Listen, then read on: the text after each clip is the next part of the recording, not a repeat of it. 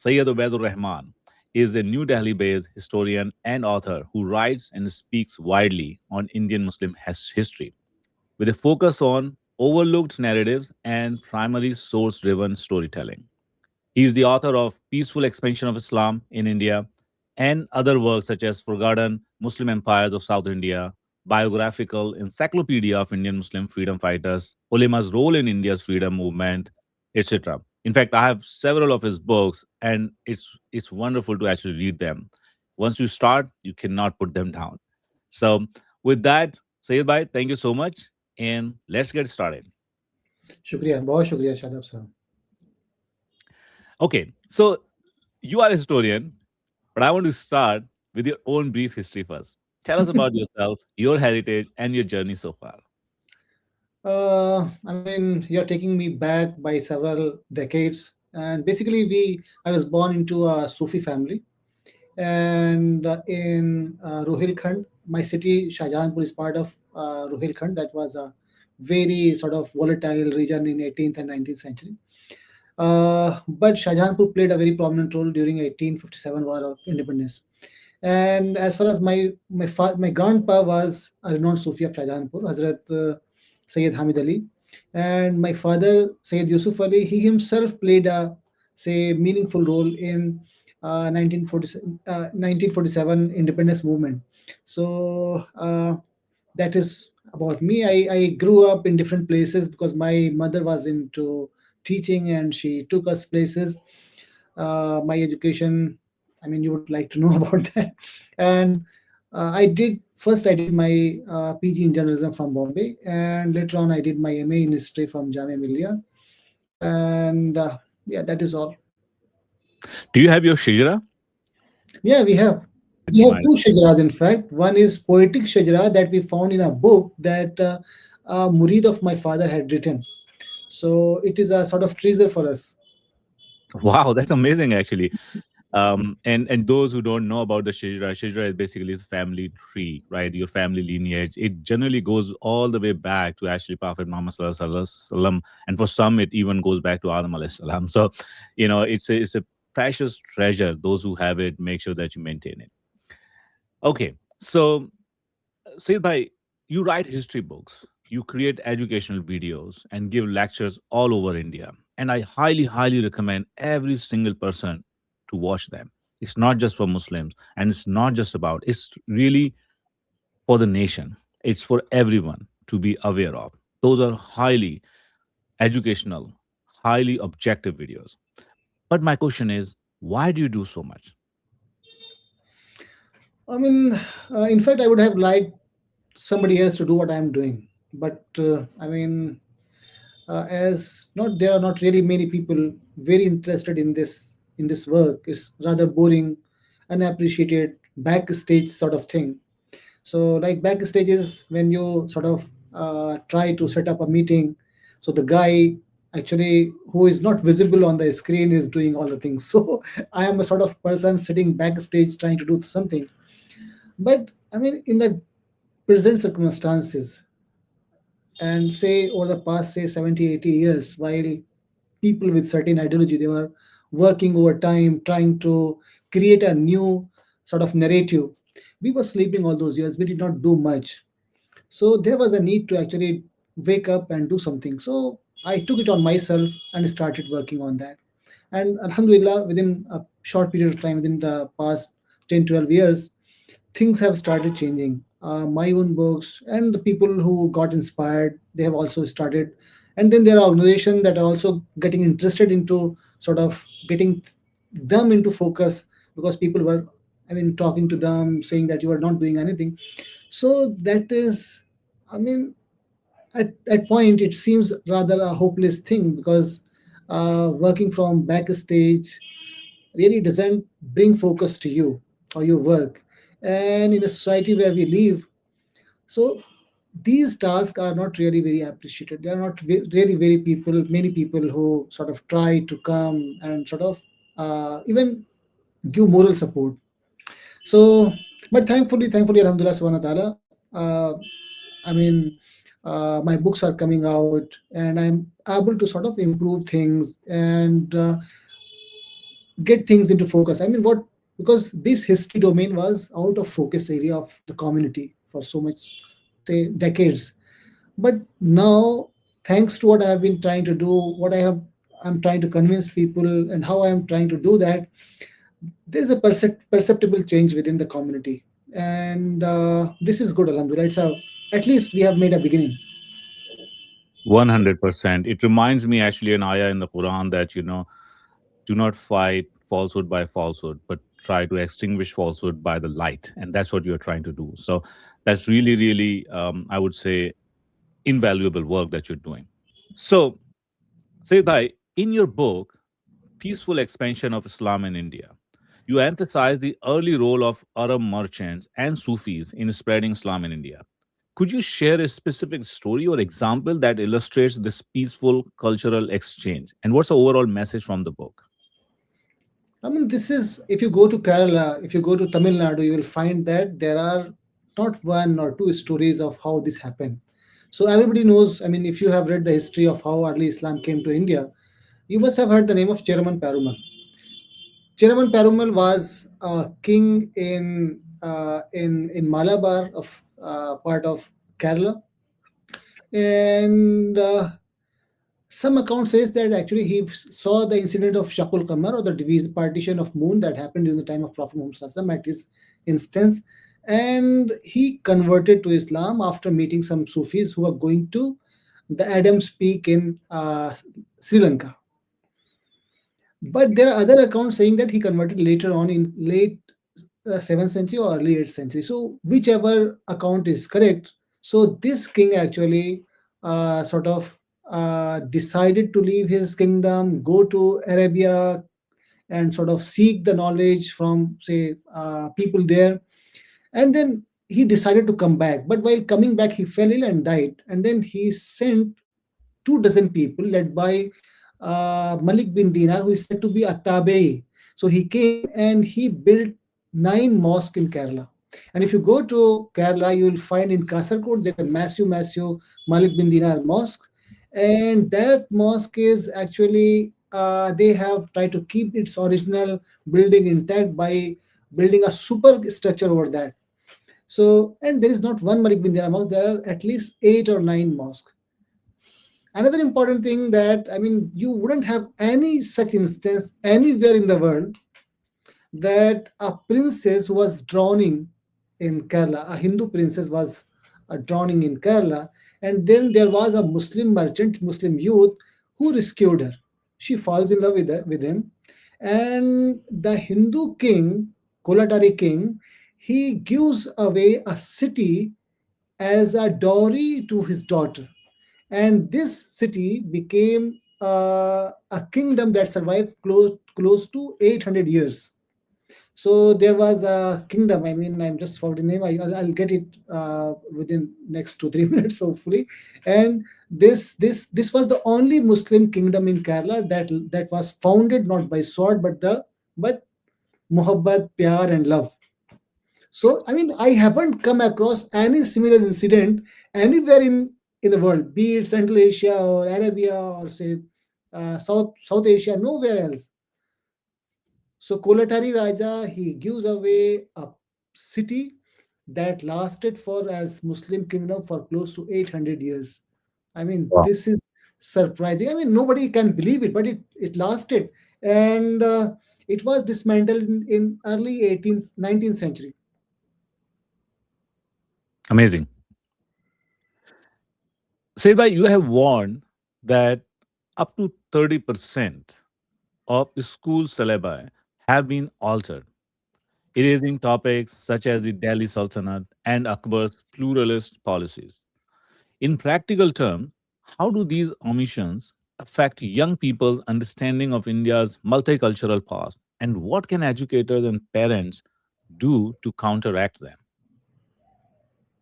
This is a very important question, and we should actually ask this question not on a single day, but every day. And some people are actually asking these questions day in and day out, and they are trying to create awareness about that. I am just a small fish, and I mean, trying to do that also. What has happened? What is happening for the last, say, uh, not just 15, 12 years, last 12 years. I'm talking about much longer period. Because as things started changing, as communism started rising, we saw that the this aspect of history was actually being neglected. And but later on, from say last decade or so, what happened, they started removing the chapters or parts that were actually regarding the Muslim rule, medieval rule. So initially that was the only case. So we see that Mughal part was actually removed and Delhi Sultanate was removed partially, and then they did in say small parts. So initially some parts were removed and some parts were left. But now what happens that not just Muslim rule or say Muslim role in India has been sort of completely removed. They are doing another thing that is particularly dangerous for the community, for the nation, for coming generations.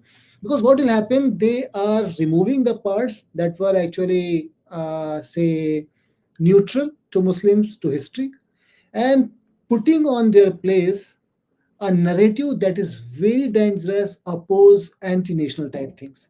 So Akbar, who is supposed to be one of the most secular king in India's history, he is now being presented as a bigot. So this is something very, very dangerous. I'm not talking about Aurangzeb. I'm not talking about Tipu Sultan that were on their lenses for a very long time. I'm talking about Akbar that was thought to be, say, the most secular ruler in India. And a number of Muslims, they actually thought that he was heretic, though he was not. So, I mean, this is very unnerving for people who have been thinking, who have the nation's interest in their heart, who want the right history to be sort of conveyed to our next generation. So this is something that is very dangerous. And let me tell you, I mean, I just forgot the name of the kingdom that we talked about. The kingdom in Kerala that that came out of love, not war, was Arakkal kingdom. So, Mm. but surprisingly, what is happening that even our own people, they tend to forget. So, right, I mean, just I mean, 10 days ago, I was in southernmost state. I wouldn't say name that, and there was a massive Muslim empire in 14th century. I asked the people sitting in a hall, and all of them very well educated into academia, and they are teaching to, I mean, different schools and colleges and universities. And I asked them, do you know that in this state we had a Muslim empire, the first Muslim empire in South India? Nobody knew. Mm. That's true. That's true. So much, and no wonder that this erasure of the history that we have. We basically our heroes, our history, our heritage. Good or bad, we need to know, and we need to draw the right lessons. The hate doesn't pay. The bigotry doesn't pay. The pluralism is what India is. The diversity is what the India is, and I think those lessons are being erased, unfortunately. Let's Yeah, take an that is true. But another important thing is that we ourselves are really, really not interested in this aspect also. See how many people, how many leaders within the community they talk about it. Mhm. So the people I'm talking about, they are the leaders of the community in that particular region, No, who that are is driving, I mean, the driving force behind a number of educational institutions and colleges, different sort of colleges. I mean, postgraduate level colleges, all sort of engineering and other colleges also. And these people too, they don't have much idea. So what I am saying is that the rot actually lies within us, because we are not really very concerned about our own history, our own heritage, or preserving it, or writing it, or promoting it, or supporting those people who are trying to do that. I mean, this is a very important aspect, and we should actually work really hard and sort of try to bring that area into focus. that is true. I totally agree. And just like it is an obligation on ourselves to learn about our deen and follow that, it's also an obligation on us to actually learn about our history, because history repeats itself, and history is also used as a weapon nowadays to actually drive the current affairs. Everything that you see today is rooted in the history, and if we don't know the right history, we can't counter that. That's the problem. So let Definitely, definitely, yeah. yeah, and let's take an example, because I know there are so many examples, and you have also often talk about it on that, right? How that this erasure of history and the forgetting of the history is paying, right? it's costing us. So let's take an example. Tell us how the reality and misconceptions about Alauddin Khilji are vastly different from what we see in the movies and in the reality. Alauddin Khilji, when you talk about Alauddin Khilji and we talk about Padmavat, we had a film on that and it was a super hit. But the Alauddin Khilji did not actually, I mean, there is no truth in the entire story. Jayasi, a Muslim, say, poet, who actually first wrote about Padmavat, was born 200 years or 250 years after the death of Alauddin Khilji. So there is no point in actually believing that this was true. No historic account actually talks about it. And later on, what happened that after Jayasi, some historians started actually talking about them and including that. So I mean, this got it, but no serious historian actually believed that that was true. As far as your main question about Alauddin Khilji and how he's perceived today, Alauddin Khilji was a genius. Genius in the sense that the word genius actually feels smaller when you talk about him. He was, I mean, a sort of model ruler. Model ruler, some people suggest that he actually what he did.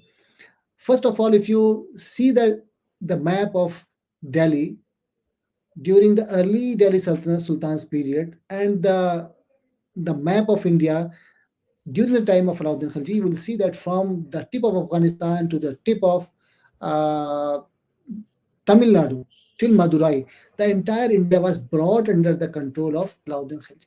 That was for the first time that happened in the known history. I mean, that is really, really documented history of India. So he So, really shaped India, as we know. sorry. So he really has shaped India as we know today. Yes, not just in this particular aspect. What he did, he was so much concerned about the say welfare of the people that he ensured that everything was within the reach of common people. So when people talk about say the monetary or the revenue policies of even in our times, they tend to go back and talk about how Alauddin Khilji was able to do, and nobody has been able to actually do that till now. So everything that was out of reach of say common people was price. So I mean, it was planned in such a way that first the grains got cheaper, and when the grains got cheaper and available, everything's costs start coming down. And he made arrangements in such a way that, I mean, it was made possible by him, by his shrewd and very sick, I mean, out of box planning. And the good thing is that we had two very great rulers. I mean, quite a few great rulers. But when we compare two people like Muhammad bin Tughlaq and Alauddin Khilji, Muhammad bin Tughlaq actually took control of entire India and sort of he started ruling the entire Indian subcontinent, sitting in Delhi and later on in Dolatabad, where he changed his capital. But he was unable to have good advisor, good generals. He was not a team player. Compare him with Alauddin Khilji. Alauddin Khilji was a team player. He actually talked to people, depended on their advice, and sort of though decision was made by him, but he never went. I mean, a step against the advice of his closest advisors. So at one point of time, some if you read the book by Abraham Early, it's a very good book, in fact. And so the title of the chapter on Alauddin Khilji says Sikandar Sani, or second Alexander. He had that idea that if he wants, he could go out and sort of take control of Central Asia, because he was defeating Mongols day and night. Almost on every occasion that Mongols attacked India, he went out and destroyed them. So he was a capable person. He had a very huge standing army, close to 200,000 cavalry. Shahsawar, remarkable thing. So what he did when he wanted to do that, his the Kotwal of the Delhi, he went to him and said that first make arrangements that your people, your subjects live in peace. They have everything that they should have. And he sort of realized that it was true, went out of his way, did that, made it possible. So, I mean, Alauddin Khilji is remarkable in many ways. We should have a session on Alauddin Khilji alone someday. That is true. Unfortunately, as you say, it's just a romanticization that was written 200 years later. That was kind of a propaganda of that time, right? It was just a fiction, and now that is being taken as the word of truth and being used against. So that's very unfortunate. And that brings to me another question. Historiography is a recurring concern in your writings. You have talked about this a lot. What are the biggest challenges you have encountered in researching and teaching Indian Muslim history? So medieval history is itself a challenging task right now, because government these days is actually bent upon removing that part completely from our syllabus. So if you remove medieval history from our syllabus, you remove the Indian Muslim history from syllabus, because we were part of the medieval period that begins from almost uh, 11th 12th century and lasts till 17th 18th century. So I mean, it is very challenging. There are numerous challenges. There are lack of resources and lack of incentive. Right now there is a lack of incentive, because we had a very good say medieval history department in Aligarh Muslim University. Because that period has completely been removed, so this period wouldn't be even taught in Aligarh Muslim University. Though they will be sort of maybe as on the margins, they may be talking out, they may be talking about that, but it wouldn't be sort of core interest of students. No longer it would be a core interest of the department or core interest of the students who were interested in that period. So it has been almost completely removed. So this is a very shocking development. And I mean, there are other challenges that come with, I mean, lack of resources, research avenues, I mean, other aspects also. But this is the most important thing, because when you remove this, the interest of students is actually shifts to different sections. They wouldn't like to actually talk about it. And then later on, after some time, when there are no say departments of history in different universities, and teachers have been shifted to other sort of subjects, besides from say they are removed from medieval period. So what will happen, students wouldn't opt for that, nobody will talk about that, there wouldn't be any conferences focused on that. So the focus will be removed, and so this will go in the say towards the margin. So I mean, this part was already on the margins, but now Yeah. it will be further marginalized. On that line, you emphasize that South Indian Muslim dynasties such as Bahmani, Adil Shahi, Qutub Shahi kingdom receive scant attention in the textbooks. You have also, in fact, written a book on them as Forgotten Muslim Empires of South India. Could you highlight one or two achievements of these regional sultanates that should be more widely known? Not one or two. I can talk about say endlessly about them. So when you talk about the Bahmanis, I mean, even history students, they don't tend to know about that. It's unfortunate. But when Muhammad bin Tughlaq actually shifted his capital back to Delhi from say Devgiri or Daulatabad, what happened? There were rebellions, and after the rebellions, this Bahmani Sultanate was founded in Gulbarga by Alauddin Bahman Shah, and it was the first, as far as achievement is concerned, it was the first sultanate within India that started using cannons. Mm, So while Mughals are called the gunpowder empire, if the credit should go for actually starting it and expanding it and developing it, it was the Bahmanis. Iqdar Ahmad has actually written in detail about that, and my book also has a chapter on that piece. I mean, Forgotten Muslim Empires of South India. It's a book of around 700 pages, so it's a very detailed book. It has a chapter of around close to 350 pages on Bahmanis alone, and the other actually this. And if you talk about Urdu, we think that Urdu was actually developed into say High Urdu was developed into Delhi, but Urdu is actually Urdu developed in Gulbarga, in Bidar, mm. in Hyderabad, in Bijapur. So the particularly if you think about, I mean, going to talk about say the sack of Delhi in 1398 by Amir Tamur Lane. And when Delhi was ravaged and it became almost like a provincial capital, unlike an say imperial capital, it was. the city of Gulbarga and be there, that hogged the limelight, because the scholars from around the world, they came and sort of joined, and say traders from everywhere, they were coming. I mean, so I mean, great scholars, great say poets, even uh, Sadi. I mean, Hafiz was invited by a king of Bahmani Empire, Bahmani Sultanate, to come and settle there. And he, when what happened, he came, he started from his house, went to the ship, and was close to, I mean, the ship was close to sailing to India. And then they had a horrible, say, sort of, uh, I mean, some incident happened, and he couldn't. So he wrote a letter to the king, and the king, he compensated him for his efforts and all those by sending huge amount of money to him. So I mean, there are this part of the world provided leadership, provided development, provided stability, and high Persianate culture that became the hallmark of later, say, Mughals and later other empires in India. Wow. I mean, India of that time, and particularly under the Muslim empires, was like basically the present day America, right? Inviting talent from all over the world, one of the biggest or probably the biggest economy at that point of time.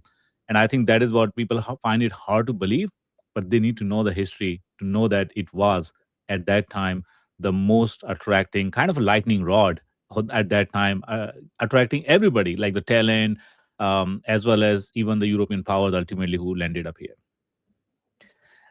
You have done extensive research on freedom fighters and movement for your book, Indian Muslim Freedom Fighters. It's a fantastic book. I have the copy of as well. Tell us about some examples and facts that people today should know about. Mm, Actually, freedom fighter and freedom movement is something that actually started in, say, uh, middle of the 18th century, and then lasted till, uh, I mean, late middle of 20th century.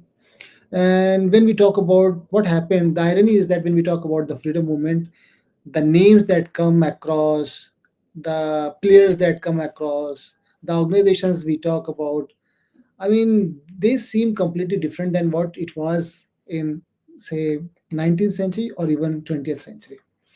So when we talk about, say, the freedom movement, nobody talks about, say, Sher Ali Afandi. Nobody talks about Azimullah Khan. Nobody talks about, say, Maulvi Ahmadullah Shah. So if you talk about how a person can go out, a freedom fighter can go out and sort of destroy and kill a viceroy, Sher Ali Afandi, he was incarcerated in cellular jail. And when one of the viceroy came visiting that place, he went and killed him. But when we talk about the freedom movement, the name of Sher Ali never comes across.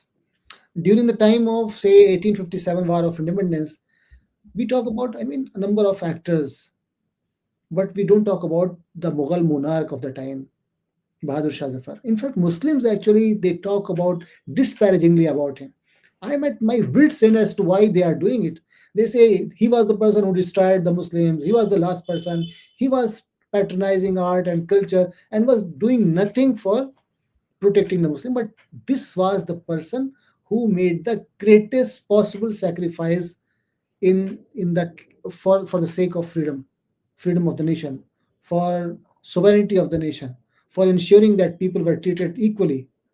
Not just he was actually, what was going to happen, that it, Bahadur Shah Zafar and British East India Company, that they had a sort of accord that after the death of Bahadur Shah Zafar, his successors, they wouldn't have any claim on the throne of Delhi. They will be given a fief near Qutub Minar, and if you go, there is a huge Zafar Mahal that is half, almost destroyed now, but it's still standing. Its gate is standing, and that Mughal family had to shift to that place, and they would be given a massive amount of maintenance every month for, I mean, for eternity, till the British Empire would last. But this man, this old and fragile king, when the freedom fighters came to him seeking his guidance, he sort of gave his assent, and then sort of not just sacrifice everything, sacrifice all his children, his successors, the entire, say, Timurid dynasty. He sacrificed the entire Timurid dynasty for the sake of the freedom movement. He was blinded. He was sent to an ignominious life, and he died there.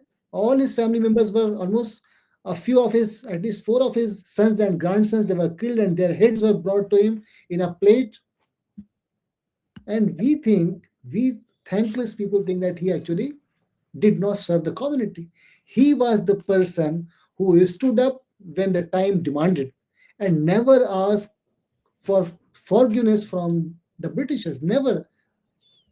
If you read William Dalrymple's book, The Last Mughal, I mean, despite the fact that he himself disparagingly talks about him occasionally, but this aspect, and in my book, Forgotten, say, Biographical Encyclopedia of Indian Muslims, it's a massive book of around 650, 660 pages.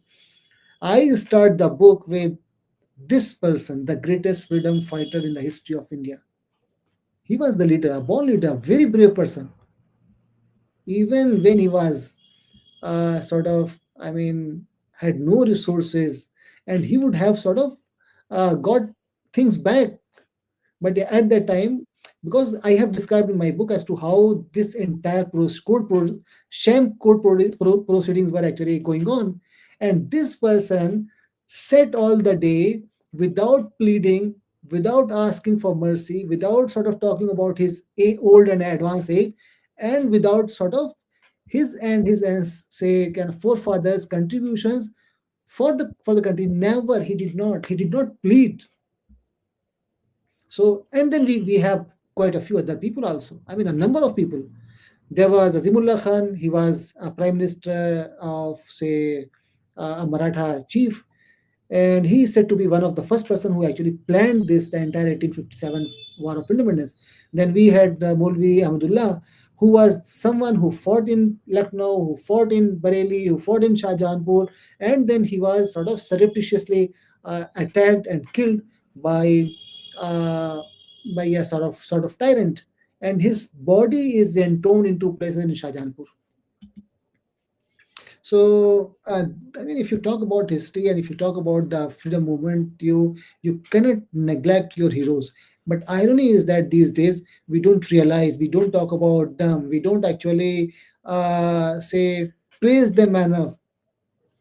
So we have quite one or two names like Mona Abul Kalam Azad and sort of some other people, but we have completely forgotten how actually to preserve the history for our next generations. This is an irony. We need to correct it. Totally. I feel ashamed that, a lot of the what you talk about, I don't know. And if we don't know about our own history, how will we educate others?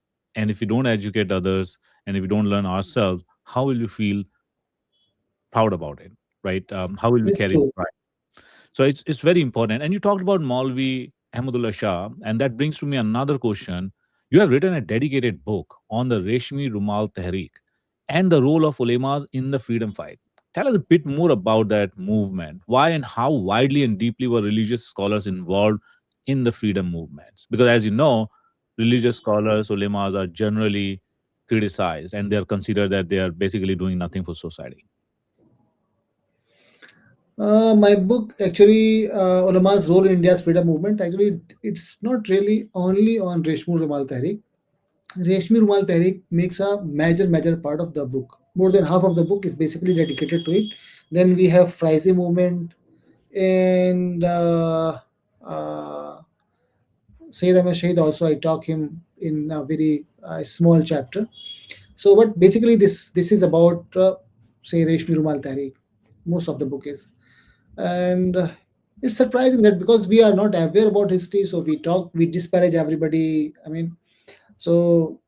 Uh, when we talk about 1857, uh, when Delhi was being, say, freedom fighters or say the forces of Bahadur Shah Zafar were being defeated here, one part of the defenders who were left and who never actually left the trenches, never left the fight, and died fighting for the country, they were the Ghazis.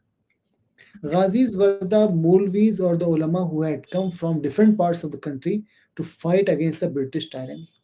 So they were the last who made the last stand against the British and died fighting there, never ever seeking any sort of solace or any sort of clemency from the British rulers. So 1857 was all about say Muslims. Then we had ulamas. I mean, ulama played a major role. I'm not just saying that they were the only players. Our say Nana Sahib was an important player, and others also they played a massive, very important role. But the they played a leadership role. There is no denying. Muslim ulama in different parts of the country. I have talked about a number of scholars, a number of ulama who actually played like Liaquat Ali, Maulvi Liaquat Ali. He revolted in Allahabad, and then he sort of took control of Allahabad, and he was appointed as governor of Allahabad by Bahadur Shah Zafar, and then he had to sort of later on he was hunted and sort of sent to a cellular jail in Andaman Nicobar, and even there he continued working. Then we had Fazl Khairabadi. He played a very important role. He was a great scholar. So these are the prominent persons we talk about it. But then there are other a number of other people also.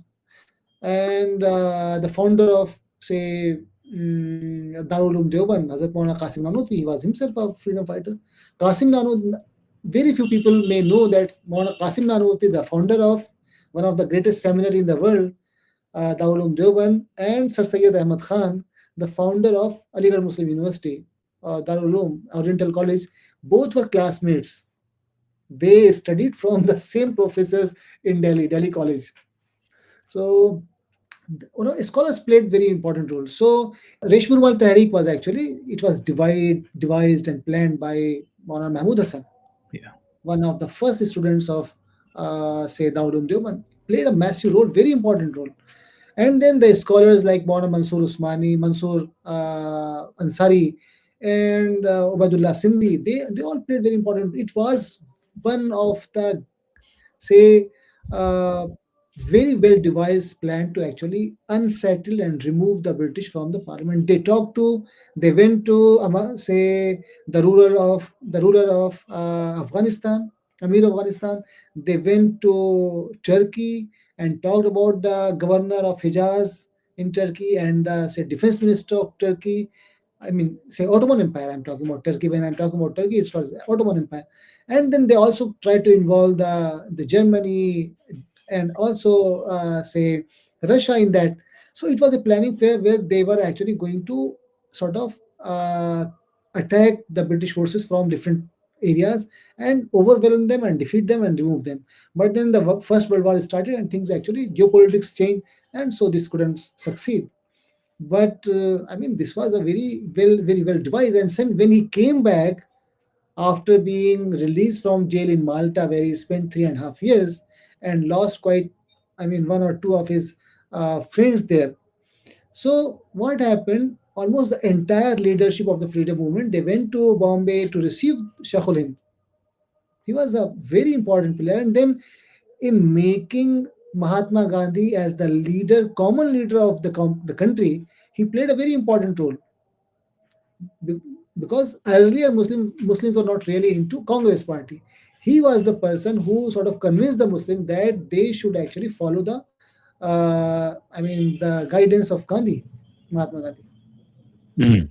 And even during 1947 War of Independence, Muslim ulama played. I mean, uh, I can name quite a few. I mean, a number of people. Maulana Abul Kalam Azad is one of the greatest example. He was a very reputable scholar. He is a mufassir of Quran.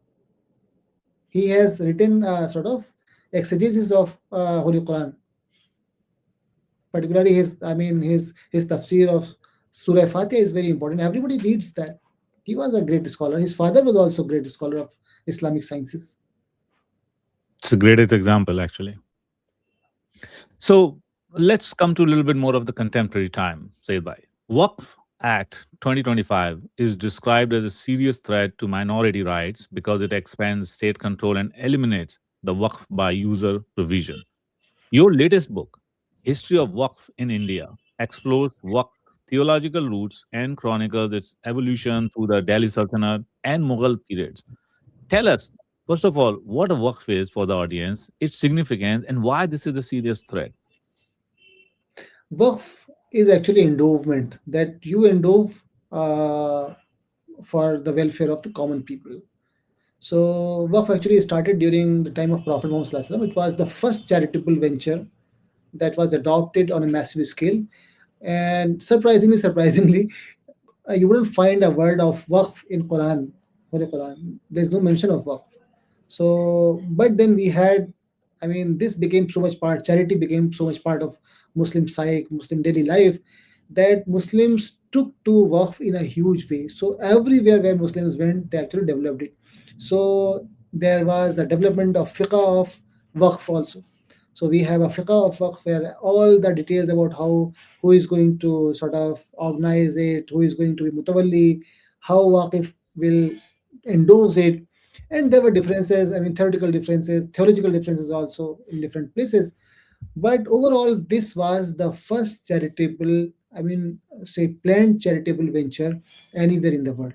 And when Islam started, I say, I mean, in my opinion, when we talk about Waqf, people actually start talking about, say, Muhammad of Ghor, when he, say, gave away a few villages to a mosque in Multan. But in my opinion, because Muslims were coming all the to India, to southern, I mean, to eastern and western coast, I mean, from the time of Prophet Muhammad Sallallahu Alaihi Wasallam. So, and they were living in substantial numbers in Gujarat, in Malabar, in Konkan, in Tamil Nadu. So, the beginning of Waqf in India was not really from north. We might have first Waqf in 7th century when Malik bin Dinar actually built the first mosque there, or in Coromandel, or in, say, Konkan and in Gujarat, where huge Muslim sort of, say, settlements were there, where Muslims in 10,000 and 12,000 numbers were living in 8th and 9th century. So this actually developed, and this Waqf Act of 1925 is 2025 is not really the first challenge that Muslims faced. Corruption was rampant, and so, I mean, there were numerous challenges because every institution has its own challenges, its own pros and cons. So during the time of his reign, Akbar actually realized that the Sadr Sudur, or the Chief Justice or Chief Qazi, he was trying to sort of get Waqf as his personal jagir or fief. And then he dismissed him, dismissed all his officials, and then started appointing provincial governors, provincial Sadr Sudur directly from him, who had only sort of some control over those, and the major control was from the emperor. So when the colonial rulers started coming, they realized that Waqf was actually a very powerful tool in the hands of Muslims. So in order to actually weaken them, they sort of created actually a number of impediments. They sort of made family Waqf completely illegal, because they said that in Britain or in West, charity actually is for other people, but within the Muslim community, the concept of charity is, the charity begins, the best charity is charity for your wife and your kids and your family and your near relatives, and then other people come. So there was a conceptual difference between these, and then British, say, colonial rulers, they try to destroy the, at least the, this family Waqf. They also created impediments where huge Waqf lands or huge Waqf estates, they were parceled into different parts, and some Muslim nobility, they were forced to sort of give away their Waqf, and then they took over. And then one in Hooghly, in, that is, in Bengal, one gentleman, he created a Waqf, a massive Waqf at the time, with an income of, say, annual income of close to 10,000 pound. At the time, it was a massive amount, and they actually sort of developed, instead of what he had decided to do with his work, they created a college where out of 200 students, only 10 Muslims were studying. But later on, they actually, when they were forced to realize, they realized the mistake and things. Even Hunter, he writes in his book about this in detail. So they try to destroy. And after partition, because there was a transfer of population from different parts of country to Pakistan, and Pakistan's, the population leaving there, coming out, making their way to India. So a large number of properties, they were destroyed, and I mean, became out of use. in Punjab, in Haryana, and other places, and also in Delhi. So Begum Anis Qadwai, who was a member of parliament and sister-in-law, Bhabi of Rafi Ahmad Qadwai, her book Under the Shadow of Freedom, Azadi Ki Chhaw mein, basically the book is in Urdu, Azadi Ki Chhaw mein. It has an English version also, and I have English version here. She wrote the book. I mean, she was say appointed as co-caretaker of one of the refugee camps that was built in Delhi immediately after the partition by Gandhiji. So she writes about all those things. How actually in this the corporation actually tried to dismantle a number of properties immediately after the partition. So after partition in 1954, yeah, mid 54, a new law was enacted. Waqf law was enacted in order to improve the functioning of the Waqf board, not Waqf board, but institution of Waqf in the country. And then this actually this was the first important proactive say step towards the right direction. Waqf boards were established in different parts of the country, and then things were streamlined, and then later on a number of other laws were implemented. So this law, 2025 Waqf law, actually is not the first law in India aimed at sort of weakening the Waqf.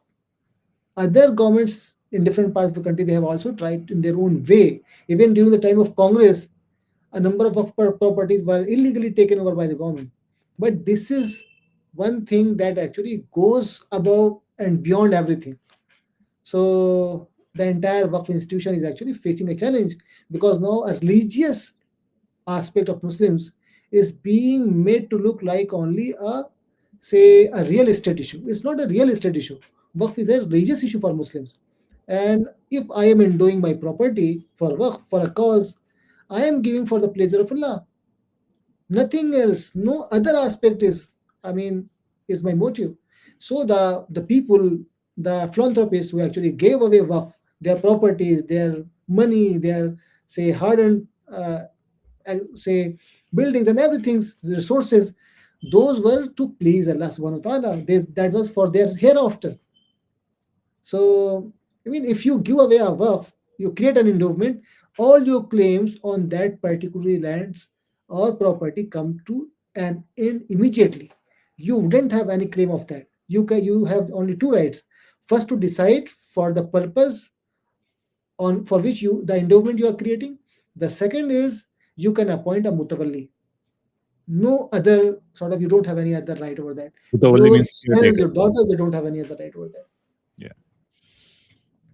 And as Yeah. far as this, I mean, waqf by user, I mean, this is something very contentious. And because half of the properties of waqf are, almost half of the properties are waqf by user. So if you remove that waqf by user, we actually lose half of the properties in waqf. And I mean, mind you, say if you're talking about a waqf deed, say that was created 800 or 700 or 900 years ago, how those people are expected to safeguard the papers from that time? It's impossible, out of way. True. So I mean, there are fires and insects and floods, and then buildings actually crumble. So I mean, to make them sort of to take those lands. But thankfully, what happened that we had a sort of court intervention, and while the final judgment is still due, but Muslims have been given a breather of sorts by a Supreme Court on that, on waqf by user.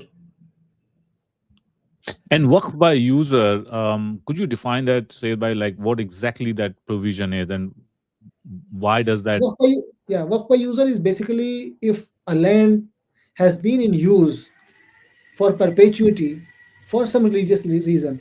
Like I have, I mean, in my neighborhood is if there is a graveyard where Muslims are being buried for say 300 years or 100 years, and they don't have papers, so that is waqf by user. Okay, got it. So it's a continuity through the Yeah, exactly. tradition and the usage. Thank you.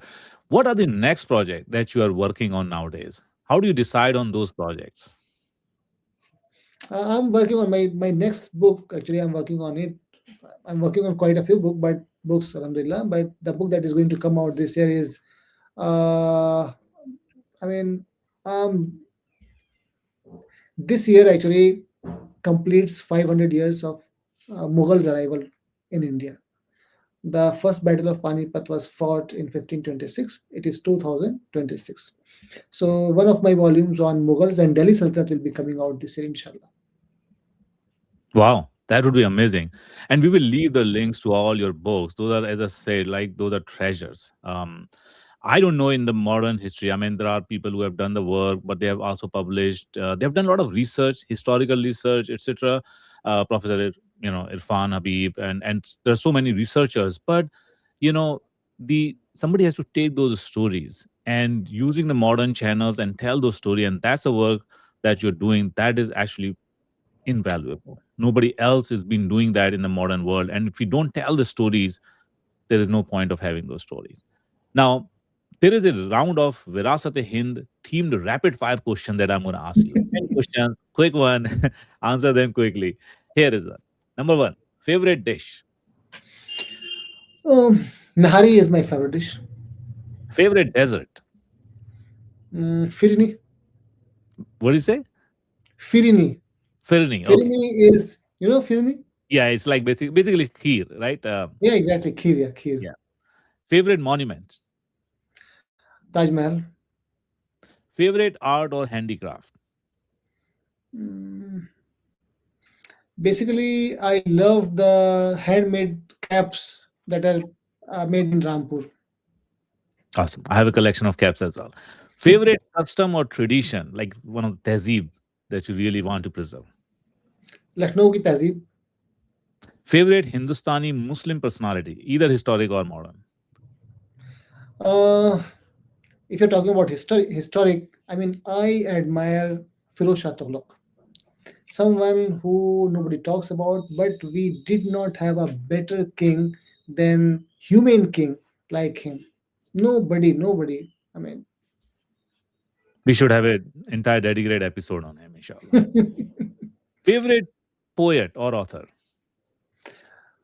Ghalib. Favorite book you recommend everyone to read. I mean, the book that I actually revere and go back very often is Babarnama. But I mean, as far as I am concerned, I mean, my book, Peaceful Expansion of Islam in India, is something that everybody should read it. I mean, this is I should have written that book after say a decade from now. I also love that book, by the way. Favorite share. न था कुछ तो खुदा था कुछ न होता तो खुदा होता न था कुछ तो खुदा था कुछ न होता तो खुदा होता डुबोया मुश्क होने ने न मैं होता तो क्या होता Wow, गालिब का शेर mashallah. है. Ghalib ka share, yes. And one word that defines India for you. There are two words: Mhm. hope, despair. It's a I balance of, hang in balance. yeah. Okay. Now, what final advice will you give to the audience of Virasat-e-Hind channel? As we have been talking about, say, history, preserving history, and historiography, I mean, as you said in the beginning of the talk, that if we forget history, we wouldn't be able to sort of understand things in proper context. So we wouldn't be able to challenge the narrative that is being dished out on a daily basis by people. So, in order to take care of that, in order to give a sort of confidence to our kids, our generations that are going to come after us, we need to preserve our history in the best possible manner. Because India of last, say, 1,000 years, we gave so much. Indian Muslims, Muslim kings, Muslim scholarship, they gave so much to this region that without them, without their contributions, without their the way they did, subcontinent wouldn't have been what it is now. So we gave, I mean, on a daily basis, it is said that actually that was a dark period. Muslims' rule was a dark period. In early 18th century, India contributed close to 27-28% of the world GDP during the time of Shah Jahan, during the time of Aurangzeb. So if a country is contributing 27, 28, or 25% of world GDP, that must have been the world leader at the time. Nobody else. America, US, it contributes close to 24, 25% of world GDP now. So India at that time was something that was remarkable, very close to a world power at the time. So they provided everything good. And if we don't know all those things, we will feel humiliated because our kids, the history they are being taught in schools, that they were invaders, they destroyed everything, they took away riches from here, and sort of left us paupers, they will tend to believe the narrative that is being dished out to them. We should True. actually act now to reverse that. So, Chadagala, Sayed Bhai, thank you so much. This is eye opening. And I hope it also opens the heart of the people who listen to it, right? Everybody. It's not just for Muslims, it's for everybody. Our history is basically our heritage. And as the saying goes, that those who don't learn from history are condemned to repeat it. I just hope that we don't do that mistake. Thank you so Inshallah. much, Sayed Bhai. Thank you. Assalamu Khuda alaikum. Hafiz. And Salaam.